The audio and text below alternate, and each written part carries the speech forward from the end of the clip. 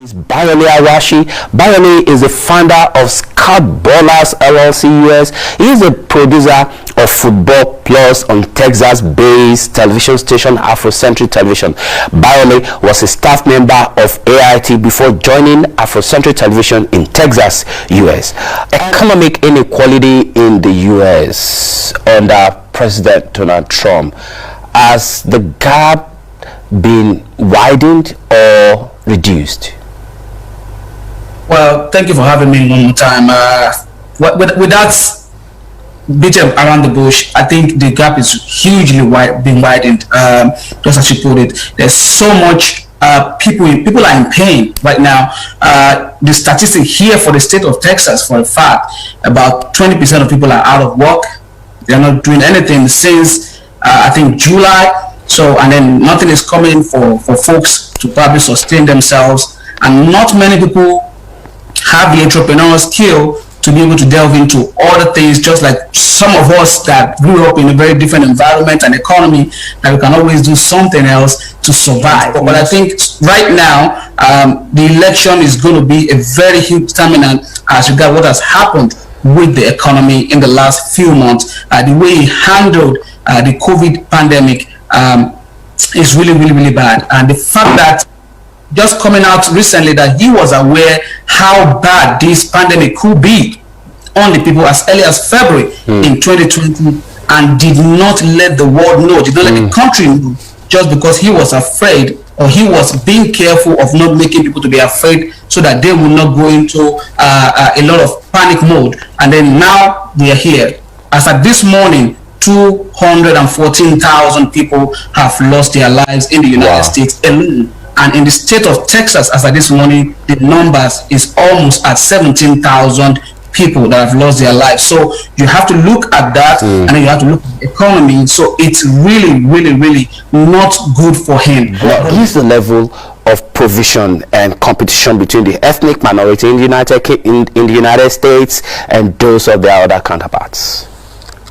Well, I mentioned that earlier. We are people that are very diverse, and in terms of always surviving in any environment that we find ourselves, Nigerians are very special in that area. So I think so far we have done well for ourselves. And as you may also know, that about 15% of professionals in the United States, talk of medical practitioners, media practitioners, in the military, are actually of Nigerian descent or African descent, so to say. So to an extent, we're actually doing very well. And I've been tracing personally to see how many Nigerians have probably been tested positive around my area. I live in Harris County in the state of Texas, in Houston. And though we're in the red zone here as regard COVID-19, which means that people shouldn't be going out at this time and working and all that. But we have to survive. So a lot of people are still going to work. They're still trying to survive, still trying to make ends meet. So for us, I can say that to an extent we are doing great. Not as great as we would have wanted to be doing, but we are faring well at this moment. Nigerians will always survive exceedingly well wherever they find themselves. They are fighters. I can't testify to that. They are fighters. They fight very well to survive everywhere, anywhere in the world. Well, come November 3rd, as we look at the situation in the United States, would COVID-19 be a deciding factor against or for President Trump?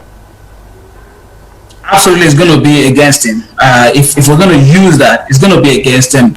How? Because of the handling of it.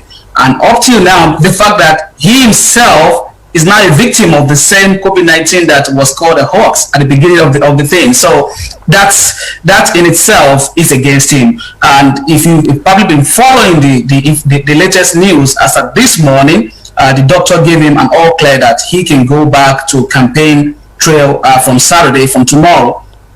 So you can imagine the type of person of Donald Trump. He will absolutely take the opportunity and will hit the campaign trail right. He's been general. He wants to start right from the second day, and he's not somebody that hides his emotion. That's about him alike, you know. And you cannot attack Trump. If you attack him one time, he's going to come at you 10 times. So for him, that's why some people call him bully. There are some traits in him that you probably want to take as an individual, but not everything. Like the way he responds to most questions, the way he talks, a lot of people are not a fan of it. But believe me, like my fellow interviewer is saying in Indianapolis, that people are of the opinions. A lot of people have not decided yet where they're going to vote. Wow. Though we're as of today about 6 million mail-in ballots as of today of people that already voted, but no, some people will not decide until that particular day on, okay, who am I giving my vote to? If you go to Twitter and you're really following the US election, you will see what people are saying. People don't hide their feelings. They say it the way they feel, what they're going to do and how they're going to handle it. Some are saying they're going to wait and see what happens. Some waited till when they watched the vice presidential debate between Kamala and Vice President Pence, and some of them decided after that day, and some are still waiting for the virtual debate, which now will not be holding anymore. President Trump said it's not going to be a part of that. That is not a debate. But has a decision been taken on that second debate? He said it was not going to be part of the virtual. Will they be live now? Decision taken? Any update on that? It's not going to be a part of it. And Vice President Biden have also decided to make that day to use it as a town hall meeting, and that will be shown on ABC instead of also being a part of it. So right now, as at this morning, what they have decided to do is to wait for the final one, which is the third one. Hopefully, they might do that one live. All right. Definitely. It's not going to be. Bayonle, thank you so much for taking your time to join us on the program. Hopefully, we'll be able to maybe one more time get your service there in the US, Texas, giving us some updates during the election, November 3rd, 4th, probably.